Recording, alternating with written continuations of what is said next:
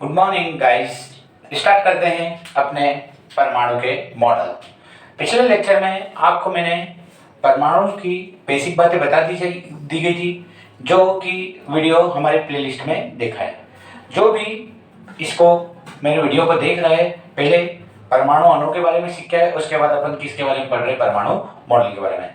तो परमाणु मॉडल के मतलब परमाणु की संरचना के लिए को बताने के लिए सबसे पहला मॉडल कौन सा मॉडल आया? थॉमसन का परमाणु मॉडल। पहला मॉडल कौन सा आया? थॉमसन। जो थॉमसन का परमाणु मॉडल था, इसको ही बोलते हैं तरबूज मॉडल। कौन सा मॉडल? तरबूज मॉडल। और तरबूज मॉडल को ही क्या बोला गया? Plum pudding model. Plum pudding model.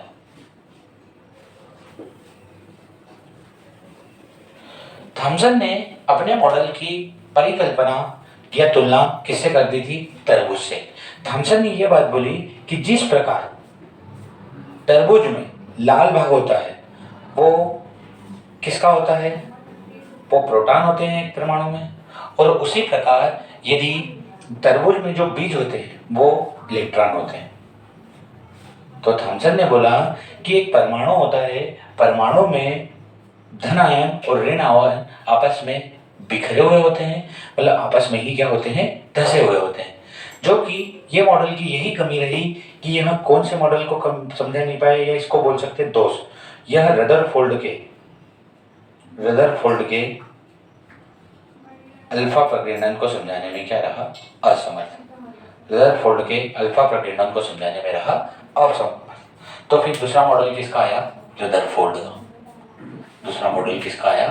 Rutherford का। और रदरफोर्ड के परमाणु मॉडल आने पर ही रदरफोर्ड ने क्या ली? एक स्वर्ण की पतली झिल्ली। क्या ली? स्वर्ण की पतली झिल्ली। इस पर किसका प्रहार किया? अल्फा किरणों का। अल्फा किरणों का। तो इन्होंने ये देखा कि अल्फा किरणों का प्रयोग किया तो यहाँ पर से कुछ अल्फा किरणें क्या हुई? जैसे ही स्वर्ण की झिल्ली से टकराई हुई, कैसे हुई? पहले तो क्या हुई? सीधी निकल गई। कैसे निकल गई? सीधी निकल गई। कुछ अल्फा किरण पास में आते हुए क्या हो गई? मार्ग से विचलित हो गई। और 20,000 में से एक अल्फा किरण मार्ग को दोहराते हुए क्या आ गई? वापस आ गई। तीन बातें इसने देखी कि अल्फा किरणों को प्रहार करते हैं स्वर्ण की पतली झिल्ली पर, तो कुछ अल्फा किरणें क्या होती है? सीधी निकल जाती है। कुछ अल्फा किरणों को देखते हैं तो क्या होता है? मार्ग से विचलित हो जाती है। और 20,000 में से एक अल्फा किरण क्या आ जाती है? वापस आ जाती है। तो इनके प्रयोग के आधार पर इन्होंने क्या निकाले? निष्कर्ष। इन्होंने पहला निष्कर्ष ये निकाला कि परमाणु का अधिकांश भाग कैसा होता है? खोखला। क्योंकि किरणें सीधी जा रही है। किरणें सीधी जा रही है मतलब अधिकांश भाग इसी हिसाब से देख सकते हैं कि क्या होगा? खोखला। अल्फा कणों पर क्या होता है? धन आवेश। अभी अल्फा किरण कहाँ आ रही है? पास में आ रही है और क्या हो रही है? विचलित हो रही है। और हमेशा जो आकर्षण और प्रतिकर्षण होता है, धन धन के बीच क्या होता है? आकर्षण। और प्रतिकर्षण। और धन धन के बीच क्या होता है? आकर्षण। अब ये यहाँ पर आकर क्या हो रही है? विचलित हो रही है।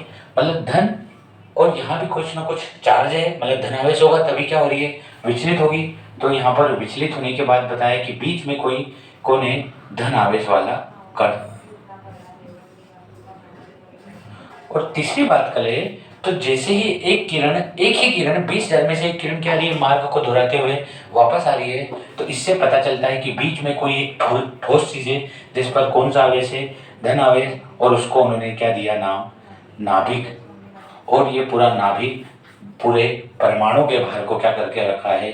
संभाल कर रखा है। इतनी बात क्लियर होगी गाइस? इतनी बात क्लियर हुई तो नाभिक के बाद बात करते हैं। नाभिक का साइज उन्होंने बताया 10⁻⁻15 मीटर।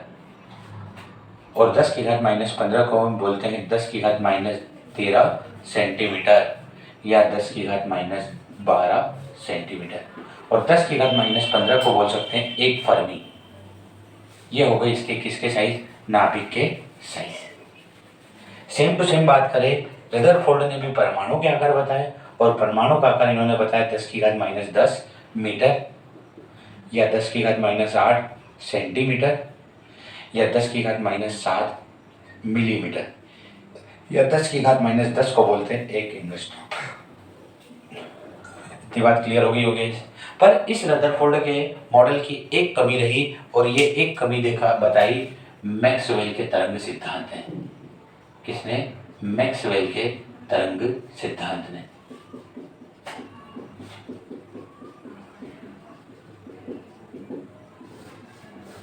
मैक्सवेल ने क्या बोला था कि कोई भी आवेशित कण यदि वृत्ताकार मार्ग पर क्या कर रहा है? चक्कर लगा रहा है। कोई भी आवेशित कण क्या कर रहा है? वृत्ताकार मार्ग पर क्या लगा रहा है? चक्कर लगा रहा है, तो उसकी ऊर्जा में क्या होगी? कमी होगी। सेम टू सेम ये बात को अपन किस पर अप्लाई कर दे? रदरफोर्ड के परमाणु मॉडल पर। तो रदरफोर्ड के परमाणु मॉडल में भी क्या हो रहा था? नाभिक के चारों ओर कौन घूम रहा था? इलेक्ट्रॉन। और इलेक्ट्रॉन पर भी क्या होता है? ऋण आवेश। मतलब ये कौन सा कण है? आवेशित कण। अब ये नाभिक के चारों ओर घूम रहा है, तो इसकी भी ऊर्जा में क्या होने वाली है? कमी होने वाली है। और कमी होने वाली है गाइस, तो ये इलेक्ट्रॉन कौन सी कक्षा में आ जाएगा? दूसरी में। और घूमेगा तो ये कौन सी कक्षा में आ जाएगा? पहली में। और घूमेगा तो ये कौन सी कक्षा में आ जाएगा? नाभिक में आके गिर जाएगा, जो कि ये परमाणु को क्या हो जाएगा? दोष हो जाएगा। ये बात क्लियर? से मौत की कुएं की बात करें, जितनी ज़्यादा आप गाड़ी के साइलेंसर को खींचोगे उतनी घूमेगी। जैसे ही साइलेंसर कम होते जाता है, एक्सीलेटर कम होते जाता है, तो धीरे धीरे ये कहाँ पर आ जाती है? बीच में। सेम टू सेम बात मैक्सवेल के सिद्धांत को कौन भी लागू कर पाया? रदरफोर्ड का सिद्धांत लागू नहीं कर पाया। तो फिर तीसरी बात आई कोई किसकी? बोहर के परमाणु मॉडल की। और गाइस पढ़ते हैं अपन बोहर के परमाणु मॉडल को। तो आते हैं बोहर के परमाणु मॉडल पर। बोहर के परमाणु मॉडल में देखें तो बोहर ने बोला कि इलेक्ट्रॉन नाभिक के चारों ओर निश्चित ऊर्जा वाली कक्षा में क्या करता है? चक्कर लगाता है। और इन कक्षा को क्या क्या नाम दे दिया उन्होंने? KLMN। बोहर ने पहली बात क्या बोली? इलेक्ट्रॉन निश्चित ऊर्जा वाली कक्षाओं में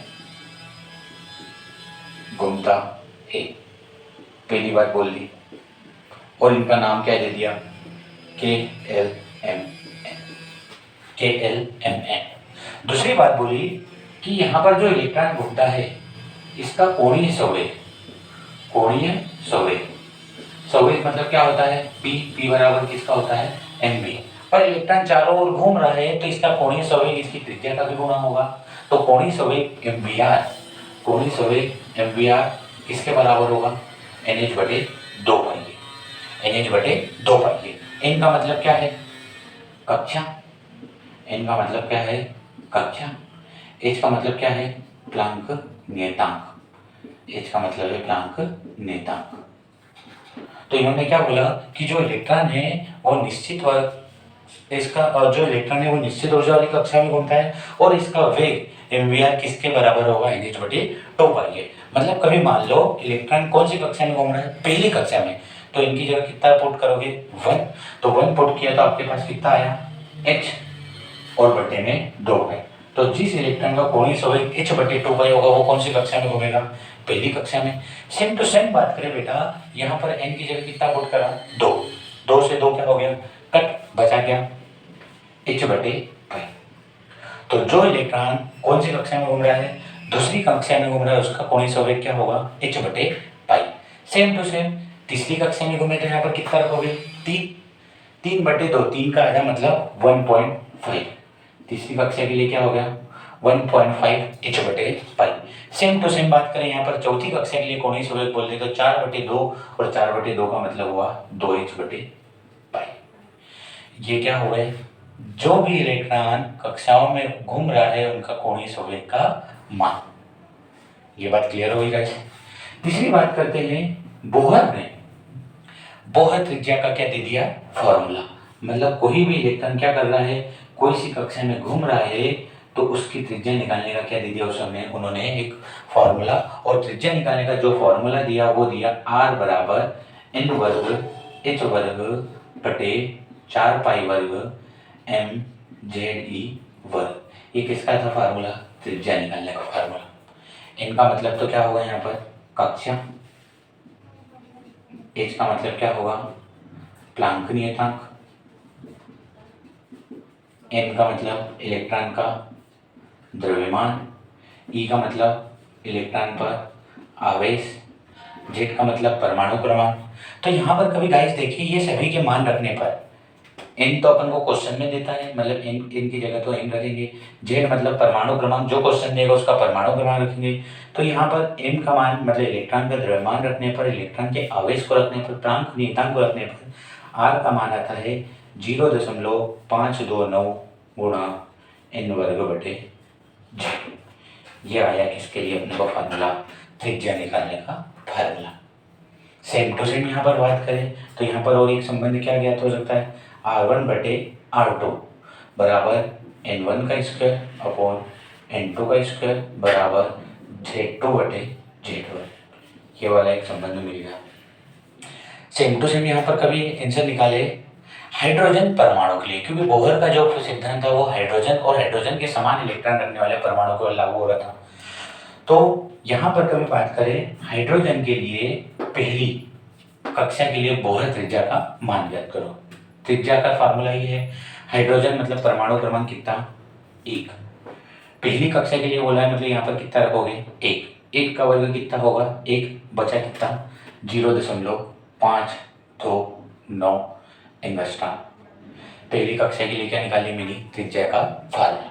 सेम टू सेम दूसरी कक्षा के लिए त्रिज्या का निकाले तो जेड की जगह तो 1, यहाँ पर 2, 2 का वर्ग 4, 4 नमे की 36, कितना हासिल का 3, 4 दूनी 8, 9 10 11, कितना हासिल का 1, 4 पंजे 20 और 1 हासिल का 21। दूसरी कक्षा के लिए त्रिज्या क्या हो गई 2.116 एंगस्ट्रॉम। यहाँ पर 3 का वर्ग कर दे तो तीसरी कक्षा के लिए 9 9 81, कितना हासिल का 8, 9 दूनी 18 और 8 कितना हो जाएगा 26, कितना हासिल का 2, 90 45 और 2 47, 4.76 एक एंगस्ट्रॉम। यहाँ पर 4 रखे तो 16, 16 नमे की 144, 14 हासिल का 16 दूनी 32, 32 और 14 कितना हो जाएगा 46, कितना हासिल का 4, 16 पंजे 80 और 4 84। ये चौथी कक्षा के लिए किसका मान हो जाएगा, बोहर त्रिज्या का मान। ये बात क्लियर हो गई होगी गाइस। तो अपन ने यहाँ पर कितनी बातें पढ़ी, 3 बातें। पहली, निश्चित कक्षा में घूमता है। दूसरी, इसका कोणीय संवेग n/2π के बराबर होता है। तीसरी, बोहर त्रिज्या का formula. Same to same Bohr ने जो इलेक्ट्रॉन घूमता है उसकी ऊर्जा निकालने का भी क्या दे दिया, फार्मूला। और ऊर्जा निकालने का जो फार्मूला दिया वो दिया 2π वर्ग mz वर्ग e⁴ बटे n वर्ग h वर्ग। सेम टू सेम यहाँ पर क्या आएगा, माइनस। पाई का मतलब पता है, एम का मतलब अभी अपन पढ़ गया इलेक्ट्रॉन का द्रव्यमान, जेड का मतलब परमाणु क्रमांक, ई का मतलब इलेक्ट्रॉन पर आवेश, एन का कक्षा, एच का प्लांक नियतांक। तो सभी के मान रखने पर अपन को जो फार्मूला मिलेगा -13.6 गुणा जेड वर्ग बटे एन वर्ग। ये किसका फार्मूला मैंने निकाल लिया, त्रिज्या का फार्मूला निकाल लिया। ये किसका फार्मूला निकाल लिया, त्रिज्या का नहीं, ऊर्जा का फार्मूला निकाल लिया। और इसी ऊर्जा के द्वारा अपन पहली कक्षा, दूसरी कक्षा, तीसरी कक्षा और चौथी कक्षा के लिए क्या निकाल सकते हैं, ऊर्जा का मान।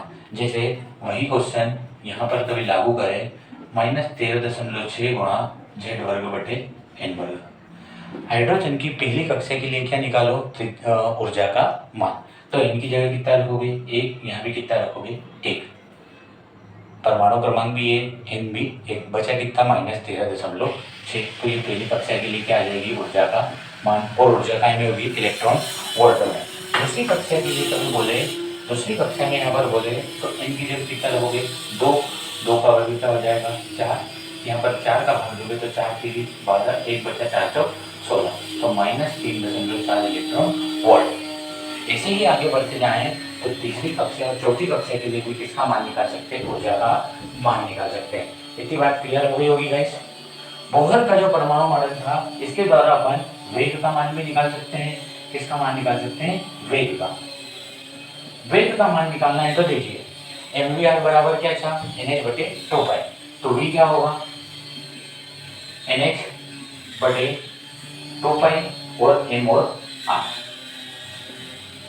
आर का फार्मूला मैंने क्या निकाला था, ये वाला निकाला था, तो ये v बराबर NH 2 पाई m, आर की जगह रख दिया n वर्ग h वर्ग, और ये जो चीज बढ़ती रहेगी ये कहाँ चली जाएगी ऊपर, तो 4 पाई वर्ग m JD वर्ग, पाई से पाई कट, m से m कट, n वर्ग से n कट, h वर्ग से h कट, 2 एकम 2, 2 दूनी 4, जो जो चीज बची उसको लिख डालो, क्या क्या बचा आपके पास 2 पाई ZE वर्ग बटे NH, और इसको ही कभी पूरा मान रखे तो आपका आंसर आता है 2.18 गुणा 10 की घात 6 गुणा Z बटे, ये किसका फार्मूला आपने निकाल लिया, वेग का फार्मूला, और इसी वेग के द्वारा आप आसानी से किसी भी कक्षा का क्या निकाल सकते हो वेग, और वो वेग का आएगा मीटर प्रति सेकंड में। ओके गाइस, नेक्स्ट आधुनिक परमाणु मॉडल, अब मिलते हैं अपन नेक्स्ट लेक्चर में। ये वीडियो को आप अच्छे तरीके से देखिए और नोट्स प्रिपेयर करते जाइए, और इसके अलावा इसके नोट्स आपको कभी चाहिए तो ये हमारी डिस्क्रिप्शन चैनल में टेलीग्राम लिंक दी गई हुई है, वहाँ पर इसके नोट्स आपको अवेलेबल हो जाएंगे। Okay, thank you.